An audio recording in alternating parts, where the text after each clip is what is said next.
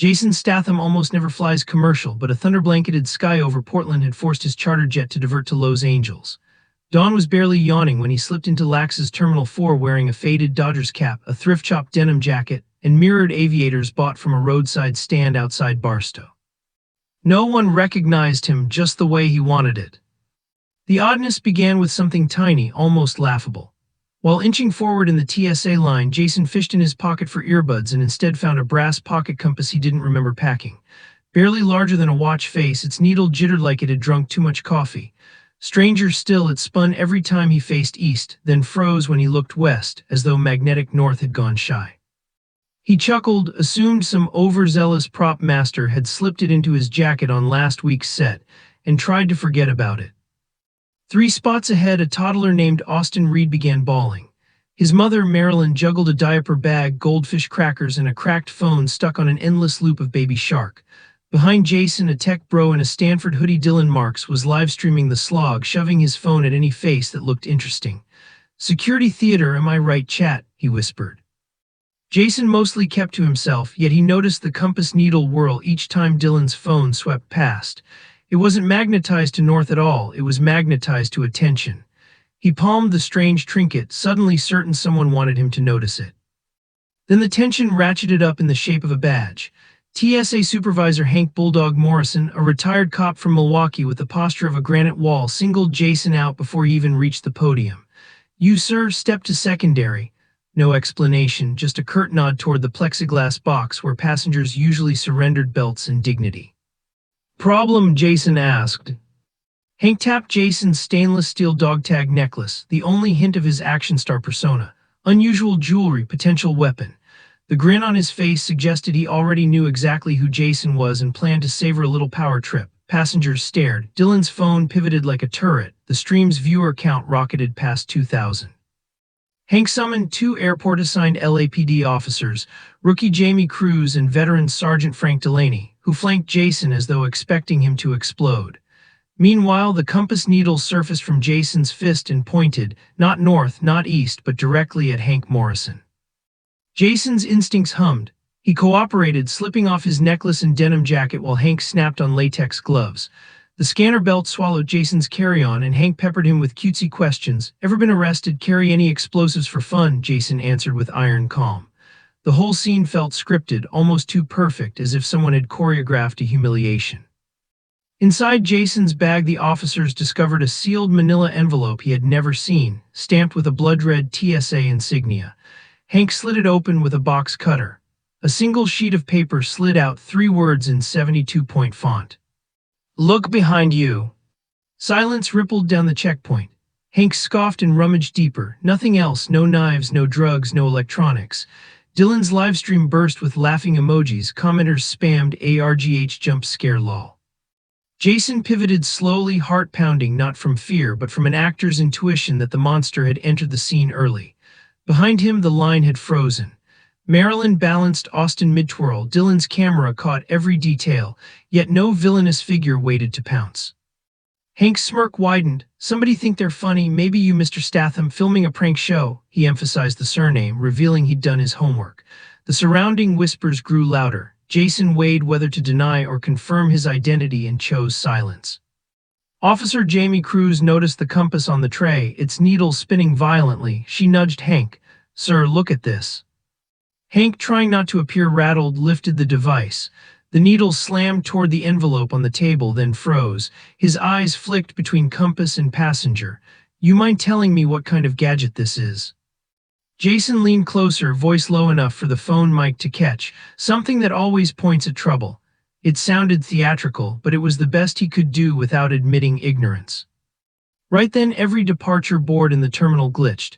For exactly 3 seconds, every flight number vanished, replaced by pulsing red text, "Security COMPROMACD." Then the normal schedule returned as if nothing had happened. Passengers gasped, TSA agents grabbed radios. Hank's composure faltered for the first time. Jamie's walkie-talkie squealed, "Unit 23 report." But instead of dispatch, a digitized voice looped, "Look behind you, look behind you." The checkpoint suddenly felt like the edge of a horror film. Jason stayed outwardly calm, mind racing, malfunctioning signage, coordinated hacker prank. The compass still aimed unerringly at Hank, and all the weird clues were circling the same man. Hank barked for tech support, waving passengers forward, but nobody moved. Phones rose like a sea of periscopes. Dylan whispered, "Chat, don't clip me, but I think we're about to see Jason Statham throw down." Viewers spammed popcorn emojis.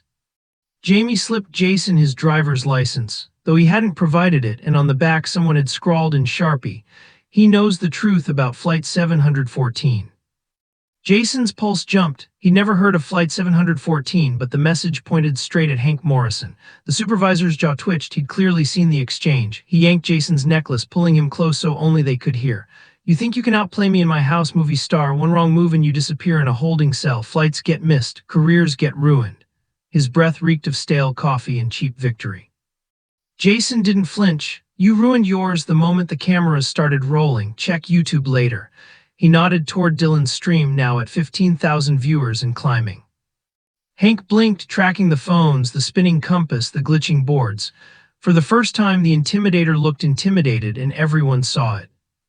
Passengers sensed the shift. Marilyn hugged Austin, whispering, "It's okay, honey, the nice man will fix it." The line, once grumbling, now felt like a courtroom waiting for a verdict. Jason pocketed the compass, turned to the crowd, and spoke loudly enough for every microphone to capture. "I'm just trying to catch a flight like the rest of you, but it seems someone here has something to hide. Maybe we should all look behind him." Hundreds of eyes locked on Hank Morrison. The retired cop's badge suddenly looked less like authority and more like a target.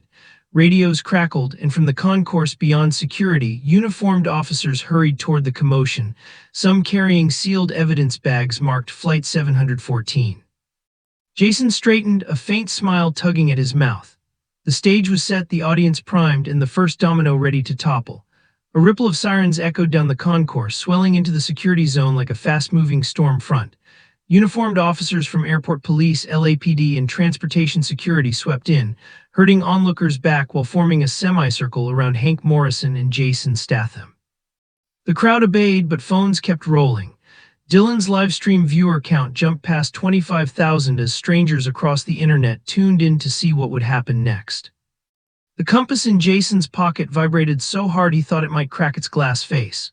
He lifted it just enough to glance. The needle no longer pointed at Hank.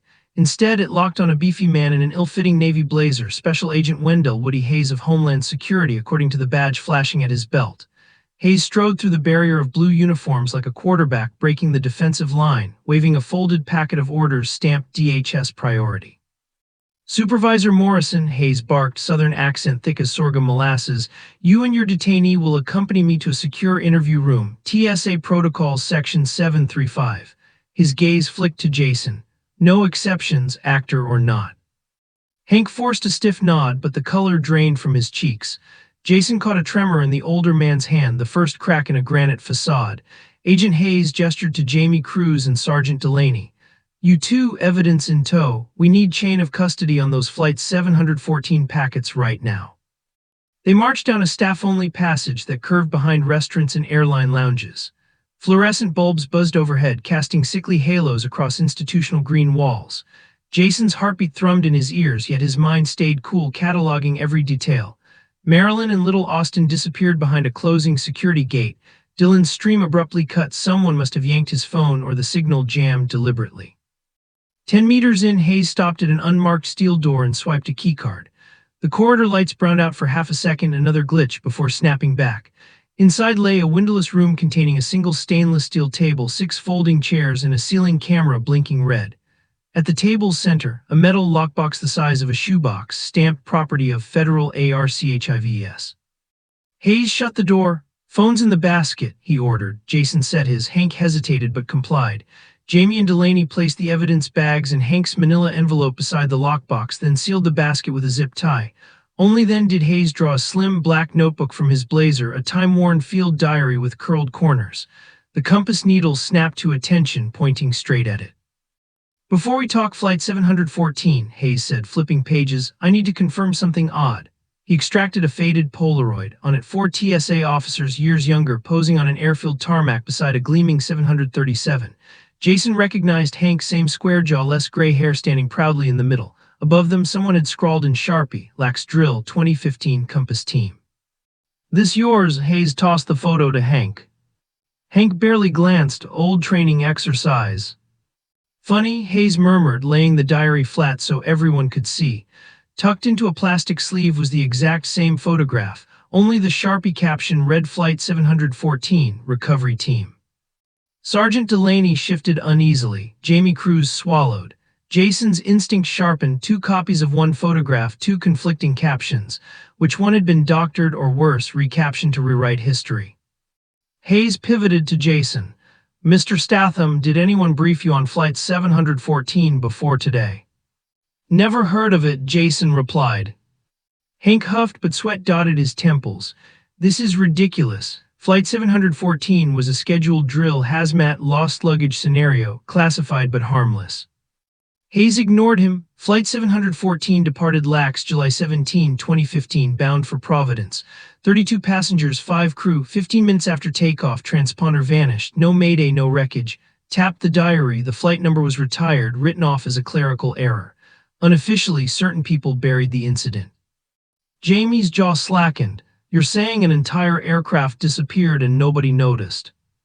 "People noticed," Hayes' voice dipped. "They were told to forget."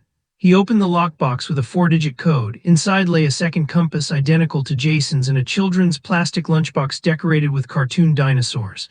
The handle had a baggage claim sticker. "Read Austin Lax Right Arrow PVD 71715. Jason froze. Austin Reed, the bawling toddler in the security line, shared that exact name. Coincidence felt impossible. Hayes set the lunchbox gently on the table. Austin Reed was 2 years old when Flight 714 vanished. His mother, Marilyn, filed missing persons paperwork for a decade. This lunchbox washed up on Huntington Beach last Thursday. He flipped it open. Inside rested a family snapshot. Marilyn, husband Devin, baby Austin, all beaming beside a Providence carousel. Dated 1 month after the disappearance. Sergeant Delaney took a staggered step back. That's time travel crap. "Or proof the plane landed somewhere," Hayes said. "Somewhere we can't yet explain." The room's lights dimmed again. On the wall-mounted monitor, a live security feed flickered to life. It showed Terminal 4, Gate 37B, currently fenced off for renovations. The camera zoomed autonomously, framing an old jet boarding door shrouded in plastic. Then the timestamp in the corner rewound itself to 7/17/15/06/09/22. The jetway lights blinked on, and a ghostly outline of a 737 shimmered, translucent but unmistakable docking. The feed froze, pixelated, then cut to black. Hayes spoke quietly. "That playback was triggered the moment your compass passed the gate's wireless beacon, which suggests these devices aren't just magnets, they're keys." Jason's pulse hammered. "Keys to what?" "To a record someone wants erased," Hayes answered. He turned to Hank.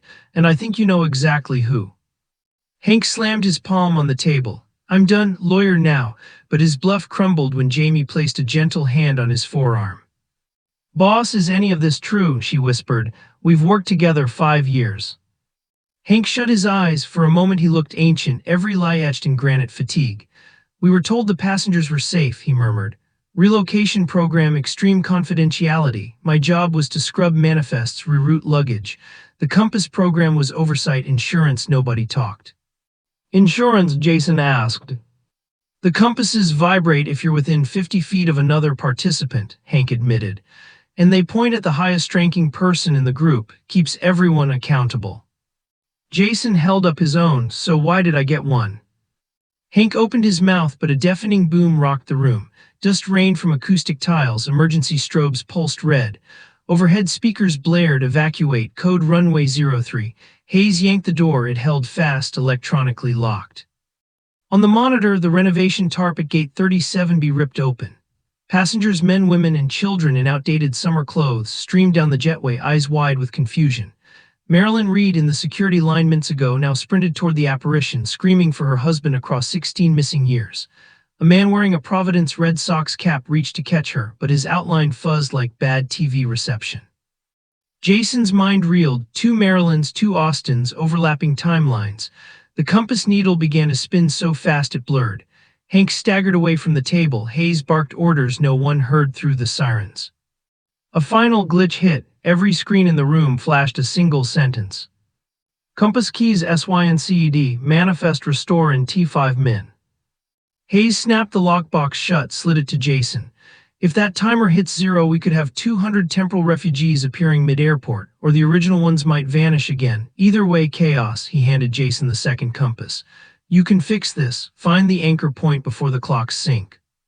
Jason swallowed the lump in his throat. And where that? Hayes pointed at Hank, whose trembling hand clutched a lanyard of ID cards. The compass needles, both of them pivoted to the same spot. A rust-flecked brass key stamped G37B Master dangling beside Hank's badge. The room shook again, ceiling panels crashing onto the table.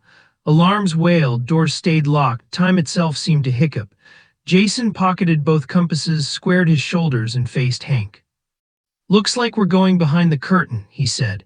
You coming willingly, or do I drag the truth out in front of 25,000 livestream viewers?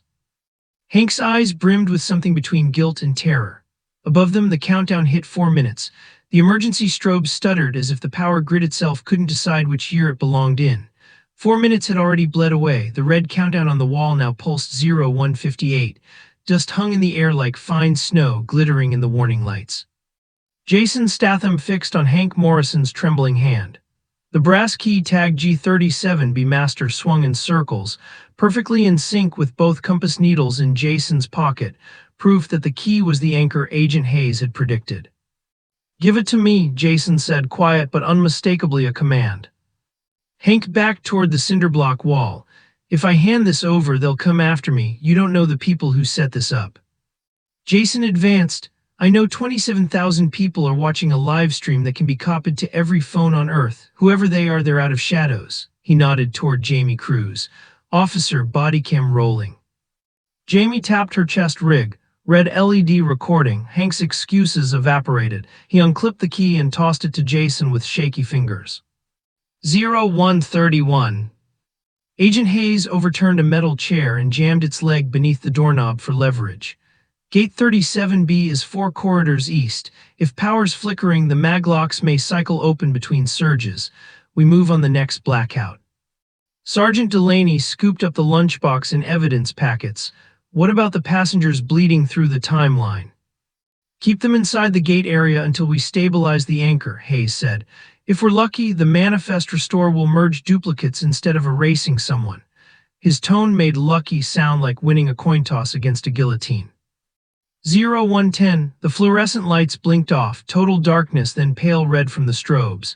Hayes kicked the chair, Jason heaved the door, and the strike plate snapped free. They sprinted. The service corridor smelled of hot wiring and jet fuel residue. Pipes rattled overhead. Somewhere a paging system warbled half a syllable from 2015, half from 2025.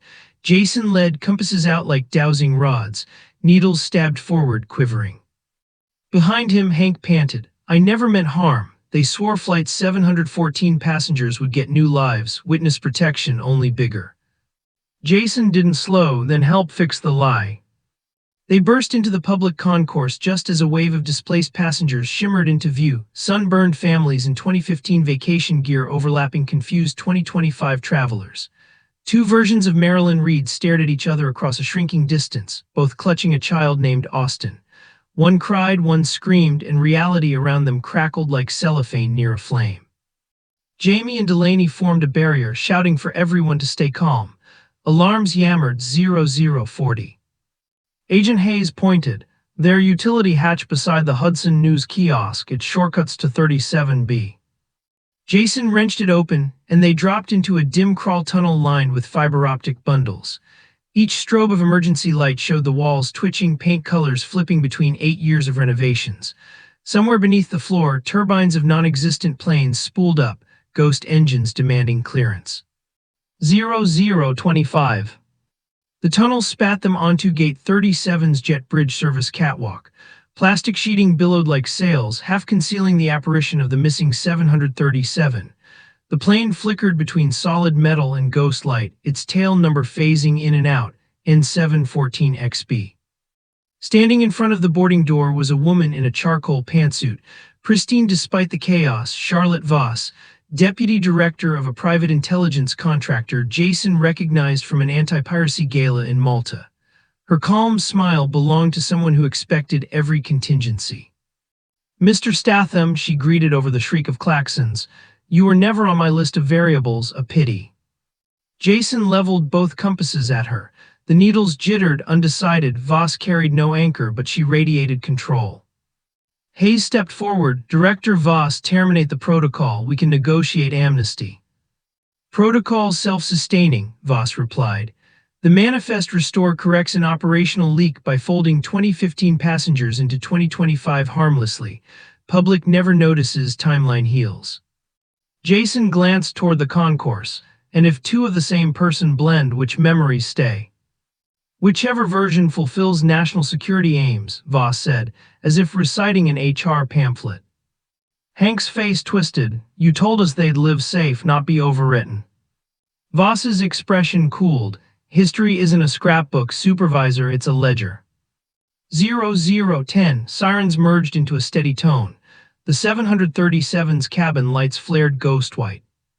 Jason planted himself between Voss and the boarding door. Shut it down, or I turn these compasses loose on live television. People will know what Flight 714 was and what you erased. Voss lifted a small remote.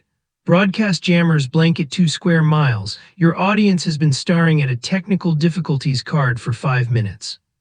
Jason's stomach dipped, then steadied as a new idea clicked. He looked at Hank. Your badge, quickly. Hank tossed it. Jason snapped the retractable lanyard free, exposing the RFID coil beneath the plastic laminate. He shoved the coil between the 2 compasses, aligning magnets with circuitry like puzzle pieces. Sparks popped. A blue arc danced across the improvised stack. The strobes died, every alarm cut out. 0003 froze on wall displays, digits stuttering. Voss's remote went dark. Jason felt the air pressure change, a hush, as if the terminal held its breath. Timeline ledger just hit pause, he said. Your jammer, too. Across the concourse, phones buzzed back to life. Dylan's feed reappeared, numbers skyrocketing past 50,000. Microphones captured everything. Voss's stunned stare, the ghost jet trembling like fog in a wind tunnel, 2 Marylands clutching 2 Austins. Hank swallowed hard, then addressed his phone camera. My name is Henry Morrison. I hereby testify that on July 17, 2015, Flight 714 was diverted under clandestine order, its passengers used in unsanctioned temporal tests. I assisted. I was wrong. His confession echoed through phones, monitors, and Jason suspected every social platform within seconds. Voss took a step back, rage cracking her veneer. You think exposure stops this? The algorithm will label it conspiracy, 10-day cycle, forgotten. Jason shook his head, not with physical proof. He handed Hayes the lunchbox and both compasses. Sealed chain of custody. Delivered to the Providence press conference your agency is holding tomorrow, you know, the one about airport modernization grants. Let's give them a better headline. Hayes nodded, voice thick with pleasure. The ground trembled. The ghost plane's nose cone split open like ice under strain. From inside spilled wind, rain, and the distant echo of ocean waves, an impossible portal. Voss lunged, aiming to shove Jason aside and dive through, but Hank intercepted, tackling her hard. The key flew from Jason's hand, landing exactly at the illusion's threshold. Both compass needles locked on it, then faded as their crystals spiderwebbed. Light surged, white so pure it erased features and fear. Jason felt weightless for a heartbeat. His ears rang with overlapping voices chanting flight numbers, then a crack like thunder and everything stilled. When the brightness dimmed, Gate 37B looked utterly mundane, plywood walls, half-installed carpet squares, the smell of epoxy. No plane, no portal. Only a single line of passengers standing in early morning light, blinking as if waking from a shared dream.